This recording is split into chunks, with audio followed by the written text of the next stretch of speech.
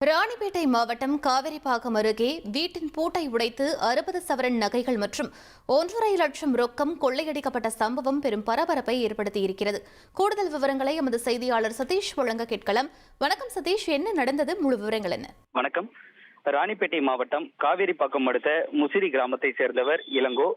இவர் தனியார் டயர் தொழிற்சாலை ஒன்றில் ஊழியராக வேலை பார்த்து வருகிறார். இன்று அதிகாலை சுமார் 2 மணி அளவில் பணியை முடித்துவிட்டு இவர் வீட்டிற்கு திரும்பியுள்ளார். வீட்டை திறக்க முயற்சி செய்த போது வீட்டிற்குள் இருந்து டவுசர் மட்டும் அணிந்தவாறு 3 கொள்ளையர்கள் வீட்டிலிருந்து தப்பி செல்வதை பார்த்து அதிர்ச்சி அடைந்துள்ளார். தொடர்ந்து அவர்களை பிடிக்க அவர் முயன்ற போது நீண்ட தூரம் துரத்தி சென்றும் அவர்களை பிடிக்க முடியவில்லை.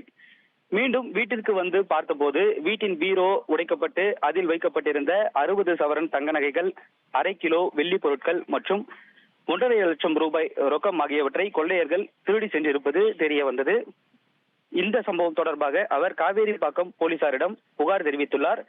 அதன் அடிப்படையில் போலீசார் தற்போது சம்பவ இடத்திற்கு விரைந்து வந்து அந்த பகுதியில் தடயங்களை சேகரிக்கும் பணியில் ஈடுபட்டு வருகின்றனர்.